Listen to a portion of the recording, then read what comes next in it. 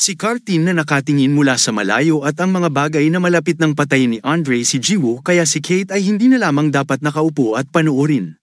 Si Kaden na lumabas at tinawag sila upang haminin. Sinabi niya na ang kanyang apprentice ay dumating humantong sa ganito. Sa kabila ng bawat payo na huwag gawin ito. At ito ang natatanggap niya sa kanilang tinatawag na invitation, nang komento si Andre na hindi nakapagpabago sa kanya ay patuloy pa rin siya dahil kahit anong sabihin niya sa kanya na sino ang kanyang apprentice ay para saktan ang isa sa kanilang valuable rookie.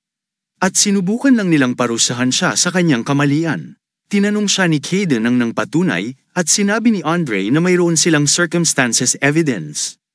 At sinabi ni Kaden na hindi salarin ang apprentice niya. At tinanong niya ito kung sinusubukan niyang magbintang ng bagay na hindi kayang gawin ng kanyang apprentice ang ganoong bagay.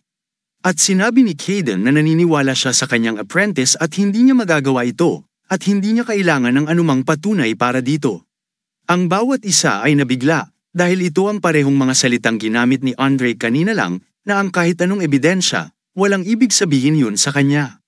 Galit na galit si Andre dito at naisip ang magplano sa kanya. Ngunit bigla, lumitaw doon si Lord Snutters at tumawa ng dahan-dahan. Tumawag siya kay Kaden at sinabing siya ay higit na baliw na trabaho kaysa sa sinabi sa kanya at sinabing hindi siya maaaring magpakita doon na wala sa tamang pag-iisip. Nabigla si Cartin nang makita siya at si Mr. Earthquake ay nag-iisip na napakatanga niya upang tumalon doon para sa kanyang apprentice. Iniisip din ni Muse na mayroong 3 top 10 sa lugar na ito. At ngumiti si Andre at tinanong siya kung paano niya nakuha ang kumpiyansa na magpakita doon at maging arogante. Sinabi ni Andre na ito ay ang Frames territory, at pagsisisihan niya ang pagtapak sa kanyang bakuran. Habang si Kaden ay nakangiti at sinasabing gusto niyang laging lumaban. Inilabas niya ang kanyang Awaken's power at hilingin sa kanila na ilabas ang kanyang Awaken power at lumaban. Pagkatapos ay sinabi niya na magsisimula siya kay Andre dahil sinalbahan niya ang kanyang apprentice at hiniling sa kanya na huwag isipin ang tungkol sa pag-atras sa gitna ng laban tulad ng ginawa niya noon. Sinabi ni Andre na hindi niya talaga naiintindihan ang kanyang sitwasyon at sinagot ni Kaden ng napakahusay at nagtanong kung iniisip niya na mag-laylow siya dahil kay Sufra or Snutters. Gayunpaman baliwala sa kanya kahit ang lahat ng mga ito ay sabay-sabay na lumapit sa kanya. Nagulat ang bawat isa dito. At tinanong siya ni Andre kung paano siya naglakas loob na maliitin sila ng ganoon. Sinabi ni Kaden na alam niyang hindi sila mananalong lahat. Sinasabi lang ito ni Kaden dahil alam niyang nag-aalala sila na magdulot ng sapat na pinsala sa kanila. Hiniling niya sa kanila na isipin ang tungkol sa iba pang nangungunang top 10 na matalo. Kapag sila ay napinsala na sa kanilang pag-aaway, hiniling niya sa kanila na dalhin itong lahat kung wala sa kanila ang pag-aalala. Ngunit dapat silang mas maging handa na mawala ng kahit isang braso sa sandaling magsimula sila. Iniisip nila ang tungkol sa mga circumstances. At hiniling ni Kaden sa kanila na tumabi maliban kung gusto nilang madale. Iniisip ni Duque na totoo ang mga chismis tungkol sa kanya, at siya ay seryoso sa kanyang isip. Nagtataka sila kung paano siya nagkakaganyan sa harap ng Three Worlds Top 10. Isang tao lamang ang maaaring humawak ng ganoong uri ng pagkairita, at siya ay tinatawag na si Kaden Break. Pinapanood din siya ni Cartin nang may pagkabigla at sa palagay niya ay nagpoprovi siya sa isang layunin. Humakbang siya pasulong at hiniling kay Andre na lumapit sa kanya. At naglalabas din siya ng kanyang Awaken's energy at sinabing tatapusin niya siya doon. Gulat na gulat ang bawat isa sa kanilang naririnig. Habang may malaking destruction ng kuryente doon. Pagkatapos noon, laking gulat nila nang makitang tinamaan ng kidlat si Mr. Andre at nawala ng isang braso. Tinanong siya ni Kaden kung bakit tumama ang tanggang yun at bakit siya na-shock sa kanyang pag-atake. Sigurado si Cartin na sinadya niya ito dahil nakatayo siya sa kabila. Sinubukan ni Mr. Earthquake na lumaban at sinabing hindi ito makatwiran at tinanong siya kung paano niya nakuha ito kapag siya ay nakatayo sa kabilang panig. Pareho din ang iniisip ni Muse at mga bagay na maaaring patungkol sa isang pagkakamali kung nakatayo siya sa parehong direksyon, ngunit hindi siya malapit kay Sir Andre. Nagpapatawa si Kaden at nagtanong kung mayroon siyang anumang patunay at ginagawa ang parehong ginawa niya kay Jul kanina pa, pero wala siyang pakialam sa anumang patunay. Pagkatapos ay tinitigan niya si Andre at tinanong kung dapat silang magpatuloy. At inilabas niya ang kanyang nagising na enerhiya at sinabing umaasa siya na tapos na siya sa kanyang landas ng pagiging pathetic. Ngumiti si Kaden at sinabing gagawin niya ito ng totoo sa pagkakataong ito. At iniisip ni Mr. Earthquake na hindi niya patatigilan na patayin ito. Siya na mismo ang tatapos sa kanya bago pa man matalo siya ni Lord Andre, tumingin siya kay Jiwoo. At mga bagay na papatayin niya ang batang iyon bago niya matapos siya. Habang nakatali ang mga kamay na nakatingin kay Lord Andre, may isa pang pagsabog ng kuryente doon, at ang bawat isa ay naghihintay ng resulta nito. Sa pagkakataong ito, muling inatake ni Mr. Caden si Mr. Earthquake at sinabing tumama na naman siya doon. Bulalas niya na siya ay hindi na natuto, at palaging humaharang sa kanya habang nakikipaglaban. Ang bawat isa ay nabigla at nagtataka kung paano siya mag-uugali sa tatlong World's Top 10. Alam ni Madam Soufra na siya ay wako, ngunit hindi niya akalaing lalaban siya sa ganitong paraan. Iniisip niya na si Earthquake ay isa sa mga top 50 sa mundo, at alam niyang hindi siya sapat na makapangyarihan laban kay Caden at hindi siya mapipigilan ng ganito kadali kung handa na siya. Pero si Caden ay matagumpay palagi sa mapangwasak niyang mga pag-atake. Habang nakadown ang guard niya ng ganyan. Gayunpaman alam ng lahat na si Earthquake ay faithful na kanang kamay ni Andre. At siya ng top 50 variable na maaaring hindi makaapektuhan ng kalalabasan, sumulong si Andre, patungo kay Caden upang atakihin ito. At ginagamit din ni Caden ang kanyang elektrikal na saloobin upang atakihin siya pabalik. Ang kanilang mga kapangyarihan ay nagtutunggali sa isa't isa, at isang malaking halaga ng pagkawasak ang naganap doon. Sinusubukan ni Muse na hanapin si Jiwoo Selyuhan siya sa di kalayuan. Ngunit gulat na gulat ang lahat nang makita si Carton doon na lumilitaw doon para iligtas si Jiwoo. Gulat na gulat si Madam Soufra na magkasama sina Caden at Cartin upang iligtas si Jiwoo. Gayong narinig niya na may sama ng loob ang dalawa. Inalalayan niya si Jiwoo at hiniling sa kanya na mag-focus at bantayan ang paraan ng kanyang mentor sa pagdating sa labanan habang karga niya ito. At kahit na ang mapanganib na sitwasyong ito ay gagawin niyang pagkakataon para ituro sa kanya ang isang bagay. Patuloy pa rin silang naglalaban. At sinisiguro ni Caden na ipapakita niya kay Jiwoo ang isang bagay na matututunan niya na nakasanayan niyang labanan. Inaatake siya ni Andre habang sinasabing hindi niya alam ang kanyang lugar at nakukuha niya ang lahat ng mga parangal mula sa iba na humahantong sa kanya upang maniwala na siya at ang nangungunang top 10 ay nasa parehong antas. Hinarang din ni Caden ang kanyang pag-atake umitsa siya palayo. Bulalas ni Andre na papatayin siya ng kanyang pagmamataas at ang kanyang apprentice. Pagkatapos ay gumawa siya ng isang fire hole at inaatake siya, at sa pagkakataong ito kailangan umiwas ni Caden dahil ang kanyang pag-atake ay napakalakas, siya ay napagod pagkatapos nito, na nagpapasaya ka Andre sa pagsasabing ito lang ang meron siya. At nagyayabang kung gusto pa din niyang humarap upang labanan ang nangungunang top 10.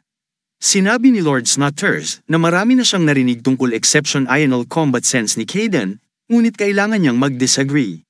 Dahil parang kinukulang pa ang lakas laban sa top 10, naalala ni Madam Soufra ang injury ni Caden at nagtataka kung ito ba ang dahilan kung kaya't hindi niya mailabas ng maayos ang kanyang enerhiya. Sinubukang atakihin siya muli ni Caden. Ngunit hinarang din ni Andre ang kanyang pag-atake at sinabing siya ay dapat na talagang tanga upang magpakasawa sa ganoong mataas na prioridad sa sarili. Kapag marami lang ang nakuha niya sa kanya, nilinaw niya sa kanya na hindi niya nasusukat ang pinakamataas na antas ng top 10 sa anumang paraan. Biglang, ang kanyang pag-atake ay nag-submerge kay Caden at naabot niya si Andre ng buong bilis. Naobserbahan ni Carton na ito ang dahilan kung bakit siya ay nakikipaglaban sa lahat ng kakaibang lead upang ipakita kay Jiwoo kung paano lapitan ang kaaway gamit ang mataas na bilis at gamitin ang kuryente upang harapin ang direktang pinsala. Ang gusali ay gumuho dahil sa kanilang presyon ng kapangyarihan, at si Cartilla ay lumikha ng isolation sa pagitan niya at ni Jiwoo. Sinabi niya kay Jiwoo na ginamit ni Caden ang mga kasanayang iyon para ipakita sa kanya. Sinasabi niya sa kanya na ang pakikipagsapalaran upang lapitan ang isang kaaway na ganyan ay talagang estilo ni Caden. Alam niyang marami siyang iniisip kung paano pagbutihin ang kanyang estilo ng pakikipaglaban na iba sa kanya. Kahit na para sa isang henyo sa pakikipaglaban tulad ni Caden, ang pagtuturo ng isang bagay na hindi niya espesyalidad ay maaaring maging hindi madali. Habang si Lord Snutters ay napahanga niya, sa pag-aakalang gumamit lang siya ng teknik laban sa top 10 sa mundo para maituro niya ito sa kanyang apprentice. Tinawag ni Caden si Jiwoo at tinanong kung nakita niya yun. At sinabi niya sa kanya na ang paglikha ng maramihang larawan pagkatapos ay nagpapataas ng rate ng tagumpay ng kanyang mga pag-atake. Ngunit kailangan niyang gamitin ang mga kasanayang yun upang mabawasan ang epekto nito sa distansya. Naalala ni Jiwoo na na-discuss na sa kanya ni Jiang na mawawalan siya ng benepisyo ng kanyang pinakamataas na bilis kung ipapamahagi niya ang kanyang kapangyarihan sa maraming direksyon. Ang pinsala ay mapapahina niya sa kanyang kaaway. Kaya pinakita ni Kaden ang solusyon sa problema ay nagbibigay daan sa kanyang dekoryenteng saloobin na kailangang lumakas para ito ay maging tunay na epektibo. Nakangiting tumingin si Jiwoo at nagsasabing naiintindihan niya ng malinaw. Samantala, bumangon si Andre at sinabing kailangan niya talagang kunin siya sa anumang paraan at galit na galit dahil hindi pa siya nainsulto ng ganito magpakailanman, mula nang makapasok siya sa World's Top 10 Weekend Warrior. Naglabas siya ng napakaraming kapangyarihan kaya't ang atmosfera sa kanilang paligid ay nanginginig, at nabigla si Muse sa ganitong lakas ng isang individual. Ganun din di Royce, na iniisip din na ang kanyang amo ay isa sa top 10. Ngunit hindi pa niya ito nakitang gumamit ng ganito kalaking kapangyarihan. Siya ang tunay na nangungunang top 10, at ang kanyang kapangyarihan ay tinatawag na catastrophe. Nabigla si Cartin nang makita ang kanyang kapangyarihan at lumayo mula roon. Na nagsasabing magsisimula na ang totoong deal, at kailangan nilang lumayo o sila ay mahihiwa sa kaguluhan. Hindi nasisiyahan si Madam Soufre na makita ito, at nakikita si Andre ay seryosong liga sa bubong, at ginagamit niya ang kanyang kapangyarihan upang isolate ang buong lugar. Sinabi ni Lord Snutters na dapat nag-isip si Katen ng 2 beses bago gumamit ng kapangyarihan o gumawa ng isang hakbang laban kay Andre, ngunit sa loob niya ginawa ito sa pamamagitan ng pag-ampon sa isang bagong estilo upang ipakita ito sa kanyang apprentice. Ngayon ang kanilang agwat ay mas malaki at ang mga posibilidad na manalo si Kaden ay higit na nakakatakot.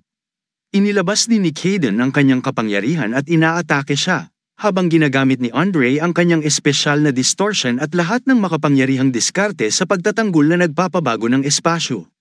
Ang isang epat na dami ng puwersa ay nangangailangan upang labanan ito. At ngayon ang tanong, kung si Kaden ba ay nagtataglay ng ganang napakalakas na kapangyarihan. Ngumisi si Andre at sinabing na ang kanyang mga petty tricks ay basura laban sa kanyang mahusay na diskarte, at siya ay inaatake si Kaden sa kanyang mga kasanayan.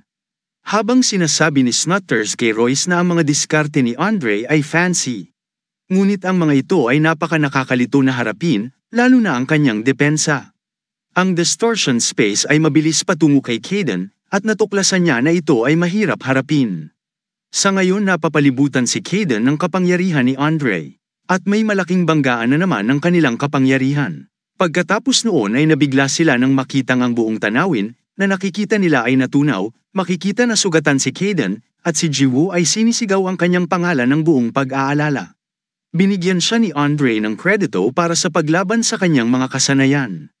Inatake siyang muli ni Kaden. Ngunit muli niyang hinaranggan ang kanyang pag-atake, sa pagsasabing walang silbi ang mga ito. Ngayon sinasabi ni Kaden na pakiramdam niya ay lumalaban siya sa nangungunang top 10, at dudurugin niya ang kanyang skills kung saan siya nagyayabang.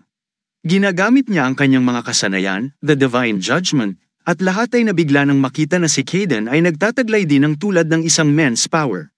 Sinusubukang ilayo ni Carton siya at si Jiwoo, habang sinusubukan ni Andre na harangan ang mga tricks ni Cadence. Samantala naabot siya ni Kaden habang hinihiling kay Jiwoo na manood ng mabuti. At ito ang sinasabi niyang kailangan niyang pagsikapan. Pagkatapos ay gumamit siya ng skills na pinangalanang Zero Impact, at inaatake si Andre gamit ang kanyang buong lakas. Ang skills na ginamit niya lang ay parang skills lang ni Jiwoo. At kanina, noong ginamit niya ang skills na yun laban kay Duke, hindi natuwa si Kaden. Sinabi sa kanya ni Cartin na maaaring hindi ito gaanong kamukha ng sa kanya, ngunit dapat niyang bigyan ng kredito si Jiwoo para sa mga matutunan niya ang mga kasanayan na sinabi sa kanyang batang edad, upang magamit niya ito para sa tunay na pakikipaglaban, at lalo lamang siyang magpapahusay dito. Hindi pa rin masaya si Kaden at umalis doon nang walang sinasabi. Nabigla na siya ngayon nang makita ang mga kasanayang yun na ipinapalabas niya sa kanya ng perpektong version ng kasanayan na yun laban sa nangungunang top 10 sa mundo. Kinikilala din ni Snutters na ito ay isang kasanayan na ginamit ng kanyang apprentice laban kay Duke at sinabi sa kanya ni Royce na ito ay mas malakas kaysa ginamit niya kanina. Ngumiti siya at sinabing si Kaden ay may mas something else. Ngunit si Andrea ang namamahala sa pag-counter attack sa split second na yun, kaya binayaran niya ang presyo para sa paggamit ng parehong taktika laban sa kanya. Tinanong siya ni Royce kung ginawa lang ba niyang tanga ang kanyang sarili sa paglipat ng mga galaw na iyon, at sinabi ni Snutters na malamang na nakita niya ito at nagdududa siya na inaasahan niya na ang parehong pamamaraan ay magiging epektibo laban kay Andre, lalo na kung hindi kaya na panghawakan ito ng malinis. Kinuha niya ang panganib upang maipakita niya sa kanyang apprentice ang parehong mga kasanayan at ang katotohanan na ito ay epektibo laban sa pinakamakapangyarihang kaaway. Tinanong ni Cartin si Jiwoo kung nakukuha niya ang bawat galaw niya, at tinura niya ang yes, ipinahayag ni Madam Safra, na para sa batang iyon na si Jiwoo, ang presence ni Kaden ay nagsisilbing ng malaki o higit sa kanyang buhay, higit pa kaysa sa makita ang tatlong nangungunang top 10 sa mundo na nagtitipon sa harap niya. Ngumiti siya at tinanong si Muse kung nagseselos siya kay Jiwoo, at sinabi niya na parang ganun nga, dahil nakakagulat na naiinggit siya na napili siya ni Kaden bilang apprentice. Si Andre ay nabigla rin na siya ay nakikipagbunyagi ng ganito laban sa isang katulad niya. At hiniling ni Kaden kaysa kanya na magpatuloy. Dahil hindi pa sila tapos, tinawag sila ni Madam Safra, pinatigil sila at sinabing mapipilitan silang humakbang kung iurong niya siya sa isang sulok at ayaw niya yon. Pagkatapos ay tinawag niya si Andre at sinabing magiging basura ang reputasyon ng mga frame. Kung matuklasan ng mundo ng Awaken, na itulak niya ang kanyang buhay sa linya upang labanan ang kanilang opisyal na panauhin. Alam ni Schnozer na gusto lang niyang iligtas si Andre, dahil napagtanto niya sa ngayon na kayang gawin ni Kaden ang lahat para mapataob siya. Mabilis na umalis si Andre at si Kaden ay lumapag sa lupa. Tinawag siya ni Snutter at tinanong kung hindi pa ba rin niya feel na sumali sa frame, at sinagot ni Kaden na kung siya ay sasanib siya sa kanila. Kailangan nilang labanan silang lahat. Pagkatapos ay umalis si Snutter at sinabi na lang na kita-kits kung may time bilang alibi. Pagkatapos at si Madam Safra ay lumapit sa kanya at nagtanong sa kanya tungkol sa kanyang susunod na plano. Sinabi ni Kaden na siya ay uuwi na dahil walang saysay na manatili pa. Ngumiti siya at sinabi kay Jiwoo na nakuha siya ng isang mahusay na tagapagturo at si Jiwoo ay nagpasalamat para dito. Samantala, tanong ni Royce kay Snutters kung nakakuha ba ng mas malaking pinsala si Kaden kaysa kay Andre, pagkatapos ay pinasusungalingan nila na hindi siya sapat para sa nangungunang top 10. Sinabi ni Snutters na si Kaden ay lubos na sapat patungkol sa anumang anggulo, kahit na higit pa kaysa sa kanya ay at walang nakakaalam kung ano ang mangyayari kung mapanatili ni Kaden ang kanyang combat style nang hindi nagtuturo sa kanyang apprentice. Malubha din ang kalagayan ni Duke. Sinabi ni Madam Safra na hindi man lang nakikidalamhati si Schnozer sa batang ito, at sinabi kay Muse na dadalhin niya siya sa recovery room. Tinanong sila ni Duke tungkol kay Mr. Earthquake, habang hiniling naman ni Cartilla na makaalis na sila doon sa lalong madaling panahon. Tinanong siya ni Kaden kung bakit niya sinasabi ito, at sinabi ni Cartilla na napatay niya si Earthquake. Sinabi niya na habang abala siya sa pakikipaglaban kay Andre, natagpuan niya si Earthquake sa hindi magandang kalagayan. Ngumiti siya at inilagay ang spell na magtatapos sa kanya. Nagulat si Jiwoo nang malaman ito ng husto. Nag-thumbs up sa kanya para sa kanyang aksyon. The same night, ipinaalam ni Andre na si Earthquake ay wala kahit saan, at iniisip niya na sina Kaden at Carton ang may kinalaman at responsable para sa dito. Pinaalam din ni Snutters ay biglang naglaho sa kasagsagan ng matinding laban sa pagitan ni Kaden at Andre. Ibinulgar ni Snutters na may naramdaman siyang enerhiya ni Cartilla kay Earthquake, habang nagsasagupaan ng enerhiya ang dalawa. Ito ay kakaiba habang pinuprotektahan ni Carton si Jiwoo sa shield na ginawa niya. Si Royce na nabigla nang malaman na binura ni Cartilla si Earthquake ng ganun kadali. Tinanong siya ni Royce kung paano niya ito nagawa dahil isa rin si Carton sa World's Top 50. Katulad ni Mr. Earthquake, sinabi ito ni Snutters na hindi ito imposible sa ilalim ng normal na circumstances. Ngunit si Earthquake ay na-injured na kalagayan ginawa ni Carton lihim na pag-atake. Sinabi rin ni Madam Safra kay Muse na ang mga tunay na kulay ng kakayahan ni Carton ay magagamit sa pamamagitan ng kanyang kakayahan sa pagpapagaling at hindi nila inaasahan na magiging ganoon kalakas ang isang manggagamot. Sinabi ni Madam Safra na hindi lang ito ang nakakasorpresa sa kanya. Ang kanyang personalidad ay hindi rin predictable. Katulad ni Kaden, si Carton ay kilala rin sa kanyang ironic behavior. Si Kaden ay umiikot para lumaban upang mapabuti ang kanyang kakayahan sa pakikipaglaban. Kaya sa isang paraan, siya ay palaging humaharap.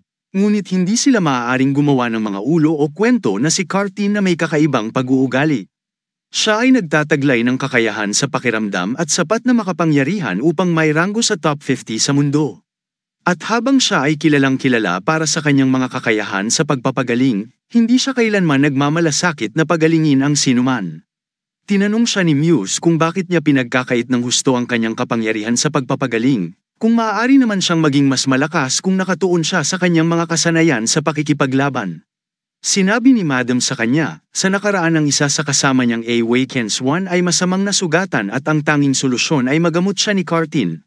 Humingi siya ng tulong kay Cartin, kapalit ng magandang kompensasyon at tinanggap ni Cartin ang deal. Naisip ni Muse na hindi siya nagpapagaling ng sinuman maliban kung siya ay babayaran ng malaki. Ngunit sinabi niya na nagpapanggap lang si Cartin na tinanggap niya ang deal. At pagkatapos ay binawi ito sa kanyang mukha. Pinaasa niya ito para maniwala na gagamutin niya ito para lang magbato ng tala sa mukha. Moreover, pareho silang gumagawa ng kanilang sariling bagay at kilala na nagpapakita lang sa isa't isa. Ngayon ay hindi nila malaman kung bakit. Sa kabilang banda, nakarating sila sa bahay. At si Cartin ay naglilinis ng bahay. Habang si Kaden ay pinapakain ng pusa. Masaya rin si Jiwoo kahit na siya ay sugatan. At hiniling ni Cartin na gagamutin niya siya. Pero ayaw ni Jiwoo na makaabala sa kanya. Sumigaw si Cartin sa kanya at sinabing, pag nakikita siya ng ganoon, ay mas lalo siyang nag-aalala at sinabi ni Jiwoo na dapat niyang gawin ang kanyang pagpapagaling gamit ang kanyang sariling Awakens power para mapabuti ito. Nagpapasalamat siya sa palaging pag-aalaga sa kanya at lumingon si Cartin at sinabing gawin niya ito, para hindi na siya naabala. Pumunta si Kaden sa basement upang pagalingin ang kanyang sarili at sinabing babalik siya pagkatapos ng ilang sandali. Tinanong siya ni Jiwoo kung masama ba ang pakiramdam niya, at sinabi ni Kaden na kipaglaban siya sa isa sa top 10. Habang tinuturuan siya, pero ipagpalagay ng masama ang pakiramdam niya na natalo niya si Andre. Ano pa si Andre, baka nakahiga na sa kama niya ngayon. Pagkatapos ay bumaba siya roon bilang hiniling sa kanila na huwag pansinin siya at hiniling kay Jiwoo na huwag kalimutang tumuon sa pagpapagaling sa kanyang sarili. Pagkatapos ay sinimulan niyang pagalingin ang kanyang sarili at si Karen sa pag-aakalang matatagalan pa siya bago siya makabalik mula nang siya ay lumala. Sinabi niya na huwag pansinin siya, ngunit hula niya na kayanan niya ang kanyang sarili. Pagkatapos ay naramdaman niyang tumigil ang force control ni Jiwoo at pumunta siya upang tingnan kung saan nakita niya na knockout na si Jiwoo. Sobrang sakit ng katawan ni Jiwoo kaya nananatili doon na hindi kaya ni Cartin na panuorin lang. Kaya ginagamit niya ang kanyang healing ability niya para gamutin siya. After some time, tumigil siya. Dahil ang pagpapagaling sa kanyang sarili ay dapat pahintulutan siyang pagbutihin ang kanyang mga kasanayan sa maraming paraan. Tumalikod siya at natakot nang makita ang ibang mga pusa na nanakatingin sa kanila. Sumigaw siya sa kanila at pinaalis na sila. Sa kabilang banda, ginagawa ng isang lalaki ang kanyang force control nang dumating ang kanyang apprentice at sinabing nahanap na nila si Cartin. Sinabi niya na ilang taon na ang nakalipas mula nung hinanap nila siya nang hindi nagtatagumpay, at tinanong niya ang kanyang apprentice kung paano niya siya natagpuan. Sinabi ng apprentice na nakuha nila ang intel mula sa frame, at sinasabi na ang kanilang tinatawag na intel ay anumang bagay ngunit nagiging maaasahan.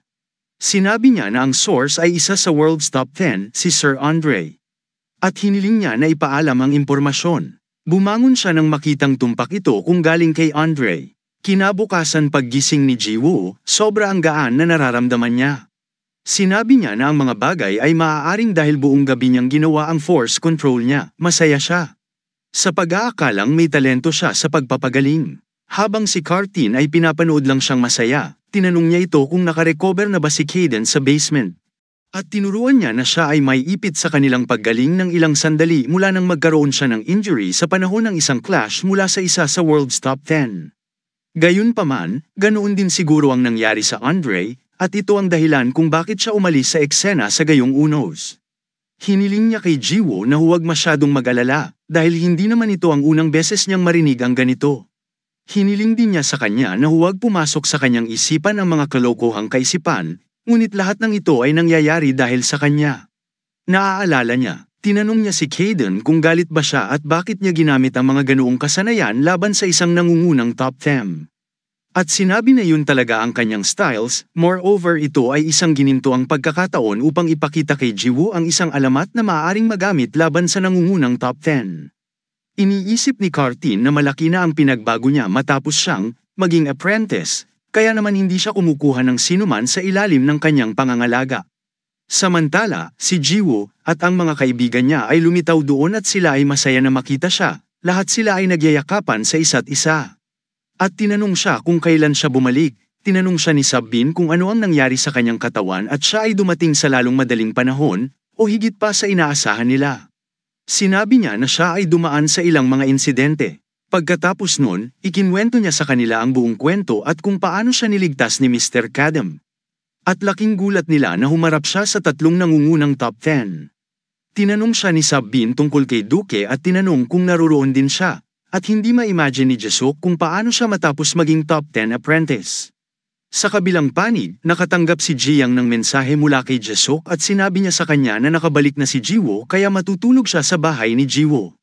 Masaya siya na nakabalik siya ng ligtas. Samantala biglang pumasok si Hayek sa kanyang opisina at ipaalam sa kanya na narinig lang nila na ang mga dayuhang Awaken ay nasa Union. Mayroong 2 top 50 Mir at Kai, at 1 top 110 C, at silang tatlo ay kabilang sa organisasyon na pinamumunuan ng top 10 Astra. Tinanong niya siya tungkol sa layunin ng kanilang pagbisita, at sinabi ni Hayek na ang mga ito ay hinahanap si Cartin kung nasaan. Sa kabilang panig, sinabi ni Mr. Park sa kanila na wala silang alam tungkol kay Mr. Cartin kung saan ikinagagalit niya. Sa loob ng silid iniisip ni Mr. Park na ito ay hindi isang friendly na pagbisita. Dahil sila ay naghahanap kay Mr. Cartila at ang mga bagay na hindi niya matukoy ang kanyang lokasyon dahil nailigtas niya ang mga miserableng buhay ng mga pangulo. Isa sa kanila ang nagalit sa kanya at sinabi ni Mr. Park na alam niya kung nasaan siya. Ngunit hanggang sa umalis siya ng bansa kamakailan, sinabi ng isa sa kanila na nagpunta siya sa frame kamakailan lang. At alam nilang bumalik na siya doon pagkatapos ng lahat. Napagtanto ngayon ni Mr. Park na nakabalik na si Jiwoo. At sinabi ng isa na dumating sila rito nang walang alam. Wala silang alam na siya ay nanatili sa bansang ito at pinakiusapan si Mr. Park na magsabi ng totoo. Muli niyang sinabi na hindi niya alam ang tungkol dito. At ang isa sa kanila ay umatake kay Mr. Park ng isang matindi. Tinanong niya kung paano siya naglakas loob na sumagot sa kanya, seryoso niyang nasaktan si Mr. Park. At pagkatapos ay pinakawalan ng kanyang makamandag na aura. Kumalat ito sa buong gusali, at si Mr. Park ay nabigla at nag-aalala dahil ang kanyang pinsala ay makakasama sa mga estudyante. Ang lalaki ay nagsabi na ang unang kasanayan sa bawat isa maliban sa kanya. Ngunit inilabas ni Mr. Park ang kanyang Awaken's energy at ang kanilang powers ay nagsalpukan. Makikita ng mga estudyante ang pagkawasak sa Mr. Park's office at isa sa kanila ang sorpresa sa kanilang sagupaan. Ngumiti siya at nagsabi na yun ang sinasabi niya. Sinabi ni Mr. Park na sila ang unyon ng bansang ito. Representante ng lahat ay Awaken 1 sa kanilang bansa. Tinanong niya sila kung paano siya naglakas ng loob na pumasok doon at atakihin sila ng ganito. Tumawa ng malakas ang lalaki at sinabing, wala siyang pakialam sa unyon ng isang bansang walang ranggo sa mundo. Sinabi rin niya na kung sila ay mabugbog sa kanya at gumawa ng isang halimbawa ng mga ito. So, ang iba pang mga organisasyon sa bansang ito ay voluntaryong ibigay sa kanila ang mga information tungkol kay Cartila. Kaya siya ay nagtatanong kung bakit kailangan nilang ma-hassle, kung maaari naman silang kumuha ng isang simpleng shortcut upang magawa ang mga bagay. Hiniling niya kay Mr. Park na ipakita kung ano ang mayroon siya kung hindi niya gusto ang mga ito. At inihayag niya ang kanyang nakakagising na enerhiya, at pagkatapos ay sasabay siya sa agos. Lumikha siya ng isang espesyal na isolation sa paligid nila, at shock sila para sa antas ng level niya. Nagulat sila nang malaman na ang isang hindi ranker ay maaaring mag-isolate ng espasyo. At sinabi niyang nagulat siya nang makakita ng isang non-ranker na nag-isolate space, ngunit ipagpalagay na ang kanyang level na gusto lang niya sa pag-aaksaya ng kanyang enerhiya. Sinabi ni Mr. Park na makikita nila ito, at inilabas ng lalaki ang kanyang Awaken's energy para atakihin siya. Gumagawa siya ng yelong bundok sa kanyang harapan upang harangan ang kanyang pag-atake at kontra-atake laban sa kalaban. Pagkatapos ay tumalon siya sa kanya at umatake muli, ngunit gumagalaw siya sa background upang harangan ang kanyang pag-atake. Muli niya itong inaatake. Pero magaling si Mr. Park sa pag-iwas. At inilagay niya ang maskara sa kanyang mukha, iniisip na ang organisasyon na pinamumunuan ng nangungunang top 10 ay gumagamit ng lason bilang kanilang pangunahin sandata. Magiging mapanganib pa rin ito, kahit na hindi siya makakuha ng direktang daloy. At siya, sa pag-aakalang kaladkarin niya ito. Gayunpaman ang lalaki ay nilamon ng kanyang pinakamalakas na atake at hiniling sa kanya na umiwas. Sa pagkakataong ito ay ikinalat niya ang kanyang lason sa buong lugar, at wala ng lugar para makaiwas siya. Sinabi ng lalaki na siya ay tapos na kapag ang lason ganap na umepekto. Ngunit laking gulat nila nang makitang sumugod lang siya patungo sa lason. Binalot ni Mr. Park ang kanyang katawan at mga mata upang makalusot sa lasong pinakawalan na yon. Pagkatapos nito, lumikha siya ng malaking takot sa yelo at inatake ang kanyang kaaway. Sabay silang kumilos para makaiwas sa kanyang atake. Ngunit mayroong isang malaking banggaan ng kanilang mga kapangyarihan. Gumawa siya ng malaking pagkawasak at nagtataka sila kung paanong hindi siya naranggo sa nangungunang 100. Ang kalaban ay sugatan na, habang si Mr. Park ay nagsasabing, hindi niya inaasahan na mauunawaan niya siya. Galit na galit ang lalaki at nagtataka kung bakit siya ay nakikipaglaban sa sinuman na hindi pa man niya narinig ang pangalan, at makikita nila ito hanggang sa wakas. Tinawag siya ng babae mula sa likuran at hiniling na manatili siya, at kukunin niya ito mula. Sinabi ni Dancy na hindi siya karapat-dapat sa kanyang atensyon, tinawag siya sa pangalang Miss Gain at sinabing binaygo niya ang kanyang bantay sa simula, at hindi pa siya nakakapaglagay ng tunay na laban. Sabi ni Miss Gain, kasama siya sa isang bagay na maaari niyang alisin, lalo na kapag siya ay sugatan ng tulad niyan. Ngumiti siya at sinabi na malakas siya para mapabilang sa nangungunang 100. Hiniling niya sa kanya na ipakita ang ilang mga trick na mayroon siya sa ilalim ng kanyang taguan. At tinanong siya kung bakit ayaw niyang sundin ang utos nila. Tinanong din niya ito kung bakit hindi niya inirehistro ang kanyang sarili sa world ranking, ngunit hindi siya sinasagot ni Mr. Park. Ang kanyang pangalan ay Gain, at siya ay isa sa pangunahing Nirango sa mga nangungunang 50 sa mundo. Siya ay nagtataka kung siya ay nakatayo sa isang pagkakataon laban sa kanya, at siya ay nagalit sa kanyang mga sinasabi. Maaari silang makakuha ng isang solong sagot, siya lamang patungo sa kanyang mga daliri at isang malaking lason. At isang malaking layer ng lason ang bumalat kay Mr. Park. Sinusubukan niya ang kanyang makakaya upang maunawaan ito, at napahanga siya na nakatayo pa rin siya pagkatapos niyang makuha ang lason na iyon. Pagkatapos ay itinulak niya ang kanyang pag-atake patungo sa kanya, ngunit muli itong umiwas sa kanya. Hindi mahahalata sa kanya at na siya ay namamahala upang kontrahin ang pag-atake. Habang siya ay nakikipagpunyagi laban sa kanya, pagkatapos ay lumikha siya ng isang poison barrier sa paligid, upang ma-attack ng destroyer, attack ng yelo si Mr. Park. Laking gulat niya nang makitang sinira ng lason ng gusali sa sandaling madikit ito. At mas makapangyarihan siya kaysa sa sinumang nakalaban niya sa nakaraan. Pagkatapos ay lumikha siya ng isang malaking bundok ng yelo sa paligid ng kanyang katawan upang higit niyang lason ang gusali. Ngunit nabigla siya nang masira niya ang malaking bato ng yelo at tinanong kung ito lang ang mayroon siya. Nakita ni Mr. Park ang pag-aalala, at hiniling niya sa kanya na kalimutan ang lahat ng iba pang mga trick at ipakita sa kanya ang pamamaraan na ginamit niya laban kay Tansy. Si Mr. Parker ay lumikha ng isang ice tear at isang pag-atake patungo sa kanya. Habang siya ay masaya na makita ang kanyang mga kasanayan, mayroong isang banggaan ng kanilang mga kapangyarihan at ang kanyang lason ay sumisipsip ng butas ng yelo ni Mr. Park. Pagkatapos ay inatake siya nito at itinulak palayo. At nang nawala ang ilaw, si Mr. Park ay makikitang sugatan. Lumapit siya sa kanya at tinanong kung napagtanto na niya ang kanyang lugar ngayon at sinabing maaari siyang makapasok sa pinakamataas na top 100, ngunit hanggang doon lang ang kanyang mararating. Hiniling niya sa kanya na iuko ang kanyang ulo at manatili sa kanyang maliit na sulok. Sa susunod na aagawin niya ang isang taong kasing kapangyarihan niya. In the meantime, lumitaw si Cartin doon at tinanong kung ano ang kanyang ginagawa at nabigla sila nang makita siya. Napangiti si Miss Gain at sinabing hinahanap siya at tinanong sila ni Cartin kung bakit nila ginawa ang lahat ng ito. Nakangiti siya at sinabing, wala silang pagpipilian at ang lahat ng trauma na ito ay hindi magaganap kung siya ay nagpakita ng kanyang presensya kay Lord Astra. Nilinaw ni Cartin na ayaw niyang pumunta, ngunit sinabi ni Miss Gain na hindi siya ang magpapasya. Sinabi ni Cartin na gagawin niya ang gusto niya, at sinabi ni Miss Gain na ito ang dahilan kung bakit sila pumunta dito, upang kaladkarin siya sa kanila. Biglang lumitaw si Jiang at sinabing kailangan nilang umalis bago sila maabutan ni Kaden. Sinabihan ni Cartin si Jiang na niya kailangang pumagitna dahil ito ay tungkol sa kanya. Isa sa kanila, ay naalala na narinig na niya ang pangalang ito noon at sinabi sa kanila na siya ang top ranker sa bansang ito. Natatawa si Miss Gain sa kanya sa pagsasabing mukha siyang marupok na maaaring tanggayan ng hangin. Tinawag ni Jiang si Carton, sinabing inaatake nila sila ng walang hustisya at isang bagay na kailangan niyang harapin. Tinanong siya ni Miss Gain kung siya ang pinakamataas na ranggo sa bansang ito at naiintindihan niya kung bakit mataas ang angas niya. Ngunit dapat ay malaman niya ang kanyang lugar. Tinanong ni Jiang si Mr. Park kung siya ay okay. At nag-apologize siya sa kanya para sa mga bagay na umabot sa puntong ito. Pinahahalagahan siya ni Jiang at sinabing nagawa niyang mabuti. Kukunin niya ito mula doon.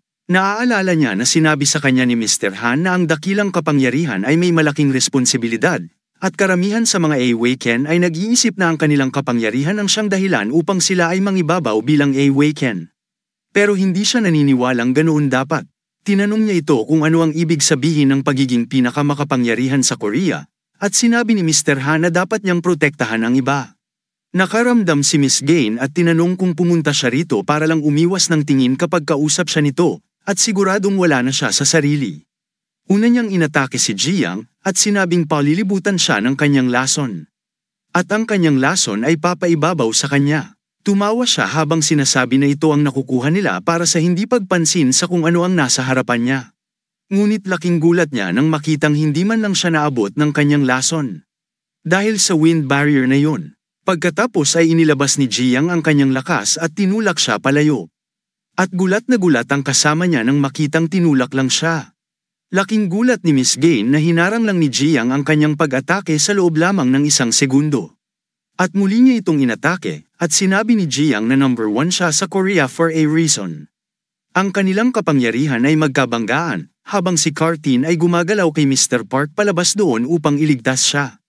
Hiniling niya sa kanya na manatili sa likod dahil nakakasagabal siya, at iniisip ng kanyang kasama na ang kapangyarihan ni Jiang ay kapantay lang ni Miss Gain. Ngunit kabilang siya sa top 50 sa mundo. Lumayo si Jiang sa kanya at ang kanyang hanging taglay ay sumusipsip sa lason. Siya ay nabigla at nagtataka nang makalapag siya doon, habang si Jiang ay nagpadapo ng isang malakas na pag-atake sa kanya. Pagkatapos nito, siya ay naging sugatan siya at napapikit, na siya ay kasing lakas ng tinatawag na top 50. Tinawag siya ni Cartin mula sa gilid at tinanong kung ano ang kanyang ginagawa. Pinapasaya niya siya at tinanong kung iniisip pa rin niya na makakakuha siya ng madaling panalo laban sa babaeng yon. Tinanong niya siya kung ano ang gusto niyang sabihin, at hiniling niya sa kanya na gawin ang kanyang makakaya maliban kung gusto niyang mamatay. Nagulat si Gain at nagtataka kung implementen ba siya nito. Ito at sinabi na ang lahat na nagre-rank sa mga mundo top 50 ay kaya malakas na sila ay untouchable ng iba. Tanggapin sa pamamagitan ng top 10, ngayon ay nagulat si Gain nang malaman niyang nagtataglay siya ng ganoong uri ng makapangyarihang kapangyarihan. Gayunpaman, tumalon siya para atakihin siya habang inatake siya ni Jiang pabalik ng sabay-sabay na umiiwas sa kanya, at nag-aalala siya na kaya niya maharangan ang mga ito at si Jiang ay masyadong malakas kaysa sa kanya, habang sinang Cartin na nasisiyahan sa kanyang nasasaksihan. At hiniling niya gawin ang kanyang makakaya. Samantala, napagmasdan niyang may kasama siyang kalasag para iligtas sila. Pagkatapos ay tumama siya sa isang plano at inatake sila habang inilalagay nila ang kanilang bantay. Sa kabilang banda, nag-aalala si Jiwoo tungkol sa Cartin at tinanong si Kaden kung magiging okay ba siya doon. Bilang tugon ni Kaden, magiging maayos lang siya, at ang mga tao ay may posibilidad na makalimot dahil sa kanyang pagbubukod sa kakayahan sa pagpapagaling, ngunit siya ay mas malakas kaysa sa kanyang iniisip. Moreover, naroon din si Jiang, kaya wala siyang dapat ipag-alala. Sa kabilang banda, ang isa sa kanila ay aatakihin si Cartin at humihingi ng tulong, habang ang kanyang kasama ay nabigla nang makita ang kanyang kalagayan. Isiga ni Gain ang kanyang pangalan habang siya ay hinihigop ng isang makapangyarihang nilikha ng Cartin. Samantala, inatake siya ni Jiang, at siya, na nahihirapang atakihin, si Cartin, hiniling sa kanya ni Cartin na sumuko na, dahil nakakuha siya ng mga track ng paningin sa gitna ng isang labanan. Ngumiti siya at bumubulalas na ang kanyang pinsala ay ginawang mas madali ang mga bagay para sa kanya. O para sa kanya, tulad ni Earthquake na iniisip niya, nakukuha niya kung bakit at ginusto ni Kaden ang ganitong uri ng estilo ng pakikipaglaban. At bigla niyang pinagsabihan ng sarili niya kung bakit niya kailangan maging matalino at makuntento pagkaraang gayahin niya ang estilo ni Kaden. Nagtataka siya kung paano niya nagagawang umarte na parang sikatan habang ang iba ay nabibigla sa kanyang estilo. Tinawag siya ni Gain na duwag at tinanong kung bakit siya gumawa ng ganoong galaw at si Cartin ay tumugon na kasalanan niya kaya hindi niya napagtutuunan ng pansin na lahat sila ay biglang dumating ng wala sa oras at sinubukang hilahin siya para umasa sa sila na maging mabait sila sa kanila. Nag-aalala na sila ay dumating upang makuha si Cartilla, ngunit mayroong masyadong maraming mga variable na paraan. At iniisip nilang madali lang sa kanila na basta kalad ka rin si Carton. Iniisip niya na magiging mabilis para kay Mirage na ibaba si Cartin kaysa sa kanyang matalo. Tumawag siya kay Mirage at hiniling sa kanya na ibaba si Carton at pagkatapos ay tulungan siya sa babaeng yun. Plano nilang tapusin ang bawat isa doon at umalis sa lugar na ito. Tinanong siya ni Cartilla kung inaasahan ba niyang ibababa siya nito sa single-handling at hiniling sa kanila na isipin kung bakit ipinadala ni Astra ang tatlo sa kanya upang dalhin siya. Inilabas niya ang kanyang nakakagising na enerhiya at sinabing naisip ni Astra na kukuha ng tatlo sa kanila ang isa sa kanya. Hiniling ni Murray kay Gain na mag-focus sa kung ano ang nasa harap niya at malalaman nila ang anuman kung totoo o hindi. Pareho silang sumugod sa isa't isa para umatake. At ginagamit ni Murray ang kanyang mga kasanayan upang balutin ang mga pakpak ni Carton. Natatawa si Carton na siya ay may interesting na kasanayan at siya ay nag-counter-attacks at naobserbahan ni Gain na nahihirapan si Murray. At hulaan na siya ay nagsasabi sa katotohanan. Iniisip niya, isa ito sa kanya at dapat ay umalis na siya sa lahat, at pagkatapos ay naiwasan niya ito, ang gulo na ito. Pagkatapos ay tumingin siya sa Mr. Park at mga bagay na maaari niyang gamitin bilang pain. Tumalon siya patungo sa Mr. Park para umatake habang sinusubukan niya itong harangan. At kinuha niya siya at hinawakan siya sa ulo, hiniling niya kay Jiang na huminto kung gusto niyang iligtas si Mr. Park. Hiniling niya sa kanya na manatili sa labas habang sina Murray at ang kanyang mga kasama ay hiniling kay Carton na makipag-deal sa kanila. Sinubukan siyang atakihin ni Mr. Park, ngunit bulalas niya na wala itong silbi laban sa kanya. Bigla niyang naramdaman na nakatali ang braso niya, at inatake siya ni Jiang mula sa malayo. Pagkatapos ay nagiging seryosong nasugatan siya, at higit pa sa pangyayari siya ay nabigla nang makita ang kanyang kalagayan. Siya ay nag-aalala, at sa tingin niya ay nasaraan siya ng oras. At kung makita siya ni Lord Astor ng ganito, ay hindi siya mapapatawad nito. Iniisip niya na ang lahat ng ito ay dahil kay Jiang, at nais niya itong patayin. Tinali niya ang kanyang braso, naglalabas siya ng napakalaking halaga ng enerhiya at nangakong papatayin siya. Nagtataka si Mr. Park kung lalabas na ba niya lahat ng kanyang power. At naglalabas din si Jiang ng kanyang Awakins energy. Ang kapangyarihan nila ay nagsalpukan sa isa't isa. At napagmasdan ni Mr. Park na nagkalat ang kapangyarihan ng babaeng ito sa lahat ng nakapaligid dito, bulalas niya na hanggang dito na lang siya. At ang isang ito ay hindi katulad ng iba pang mga nakakagising na kapangyarihan. At nag-uugnay ito kahit na pagkatapos ng katapusan. Nagtataka si Mr. Park kung ang toxicidad ng kanyang kapangyarihan ay gagana. Napangiti si Murray at sinasabi na kapag ang espesyal na isolation ay naalis na, ang buong lupaing ito ay madudumihan at ito ay magiging sulit na bangungot. Nag-alala si Mr. Park at iniisip na ang buhay ng mga countess ay mawawala sa ganitong bilis, at mapipilitan silang labagin ang panuntunang nakatalaga na nasa lugar upang panatilihin ang kanilang pagkakakilanlan mula sa mga ordinaryong tao. Tumawa siya at nagpapalitan. Hindi niya akalain na mapapatay niya siya sa ibang paraan at gamitin ang kanyang Land of Death skills. Lumikha si Jiang nag-isang barrier sa paligid niya, gumagamit ng mga kasanayang ng Bow of Wind. At sinubukang lamunin ang kanyang halimaw na Poison Hole, na bigla siya nang makitang mayroon siyang nawala ng bisa. Nalabanan ng kanyang mga kakayahan, bigla ang si Hayek, na lumabas mula sa kabilang panig at inatake siya. Nabigla si Mr. Park nang makita siya, at humingi ng tawad sa kanya si Hayek dahil sa pagiging huli. May malaking pagkasira na naganap doon, at si Cartilla ay na-impress kay Jiang dahil natalo niya si Miss Gain. Nabigla si Muse at nag-aalala na siya na lang ang natitira doon.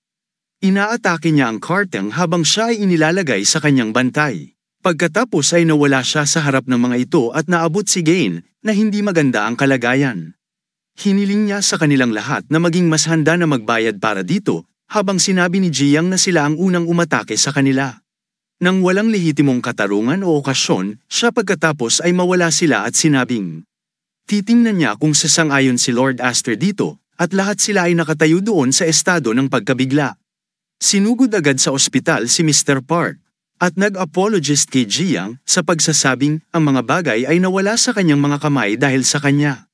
Sinagot ni Jiang na ginawa niya ang dapat niyang gawin upang iligtas ang mga tao sa unyon. At kung hindi niya ginawa, lahat sila ay patay na ngayon. Gayunpaman, sila ay nag-aalala dahil na-provoke nila ang isa sa world's top 10. Inihayag niya na ang Astra ay walang katapusan para sa kanyang hostile at tendency ng malaking kaguluhan. At si Jiang ay nasa states ng Shenhua. Makikipag-ugnayan ba ang mga opisyal kay Mr. Astra at hihintayin nila kung ano ang mangyayari? Sa kabilang panig, galit na galit si Mr. Astra nang sabihin sa kanya ni Moray na tumangging makinig sila. Kahit na sinabi nila sa kanya na sinusunod nila ang kanyang utos. Kinabukasan, pinuntahan ni Jiang si Giwo sa kanyang tahanan. At napakasaya niyang makita siya doon. Tinanong ni Jiwo kung bakit siya naparito sa ganitong oras. Sinabi ni Jiang na napadaan lang siya sa lugar niya. Natuwa si Jiwo at iniisip siya nito. Sinabi niya na narinig niya na tinalo niya ito bilang isa sa top 50 at masaya siya na malakas siya para mapabilang sa top 50 sa mundo. Sinabi ni Jiang na maswerte lang siya dahil pinahahalagahan niya ang Shenhua at hindi siya magpapabaya tungkol dito. At tulad ng alam niya, maliban kung magagawa niya, sa kapangyarihan ng kanyang kaaway, ang isang pagkakamali ay maaaring maging sanhi ng pagkawala ni kanilang buhay. At si Jiwo ay nasa punto pa rin na siya ay kasing lakas ng kanyang mga kalaban, at palagi niyang alam na siya ay malakas, ngunit hindi niya akalain na siya ay magiging ganoon kalakas. Pagkatapos ay tinanong niya siya kung ano ang gagawin nila ngayon, o kung makikipaglaban sila sa nangungunang top 10 sa mundo. Sinabi sa kanya ni Jiang na ipinahayag nila ang kanilang mga opisyal na katayuan. Ngunit wala pang anumang feedback mula sa kanya hanggang ngayon. Tinanong ni Jiwo kung ano ang kanilang gagawin kung ang mga top 10 sa mundo ay kumikilos sa kanyang nasasakupan at walang sagot para dito si Jiang sa ngayon. Naalala niya ang pakikipag-usap kay Mr. Han at sinabi niya sa kanya na kung hindi siya magbibigay ng opisyal na tugon, magdududa siya na hahayaan niyang mauwi ang bagay na ito sa kaguluhan. Tinawag siya ni Jiwo at tinanong kung gagawa ng hakbang ang top 10. Hiniling niya sa kanya na huwag mag-alala dahil hindi ito mangyayari. Sinuri niya na ilang taon na ang nakalipas mula nang makita nila ang alinman sa nangungunang top 10 na nagpakita sa kanila maliban kay Andre. Nang magpakita siya sa World Awakens Academy, para makapagpahinga siya sa mga alalahanin. Nakahinga si Jiwo habang nag-aalala pa rin siya sa kalalabasan. Sa kabilang banda, si Kaden ay nasa punto rin na nagtataka siya, na hindi hahayaang mauwi sa kaguluhan at sabihin niya kay Giwo na walang sino man ang gagawa ng anumang bagay laban sa mga organisasyong pinamumunuan ng World's Top 10. Kaya wala silang dahilan para gumawa ng anumang aksyon. Whatsoever, hanggang ngayon, kahit na pumapasok sa anumang uri ng kasunduan sa sakuna sa kanilang mga organisasyon. Ang ibig sabihin ng automatiko ay hinahamon ng pinakamataas na autoridad, kaya't sinisikap ng bawat isa na iwasan ito. Sinabi ni Jiwo na sinubukan niyang makipag-away sa kanila ng maraming beses.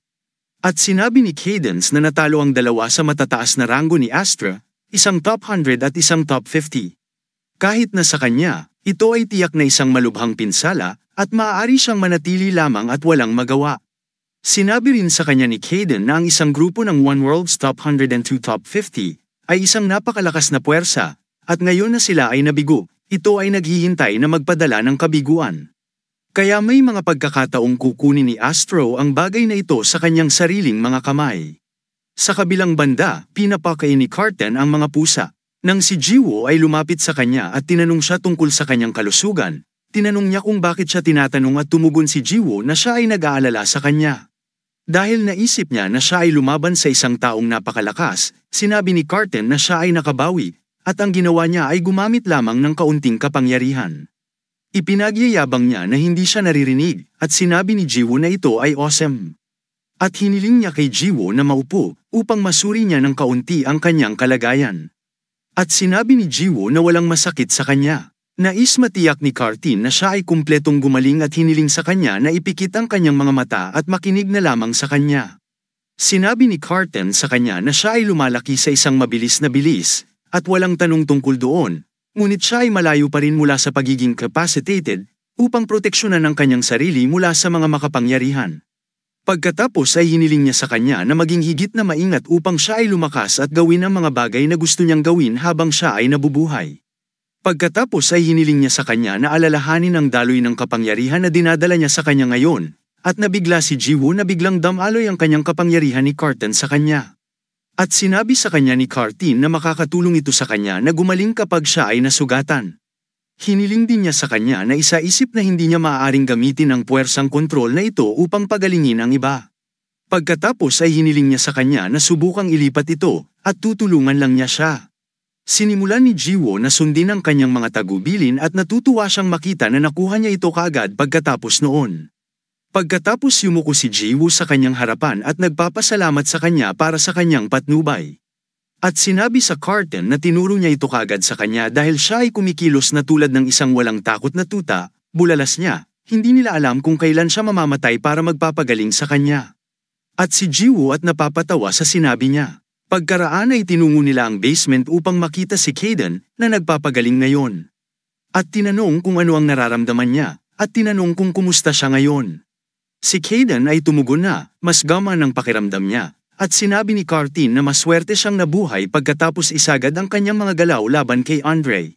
Sinabi ni Kaden na ginawa niya ito upang ipakita kay Jiwoo, ngunit sumang-ayon siya na gumawa siya ng isang kalokohang hakbang. At umakyat na si Carton sa hagdan, hiniling sa kanya na gumaling kaagad. Habang si Kaden ay napansin ng ilang pagbabago sa kanyang saloobin. Kinaumagahan, hinanap siya ni Jiwoo, ngunit hindi pa rin siya mahanap kahit saan.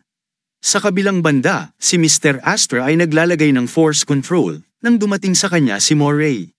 Hiniling niya sa kanya na iwan siya mag-isa hanggang sa makalabas siya doon, at tinuruan niya na ang bagay ay tungkol sa mahalagang bagay. Sinabi ni Moray na dumating si Carton doon, upang makita siya, habang si Astra ay nabigla nang marinig ang tungkol dito.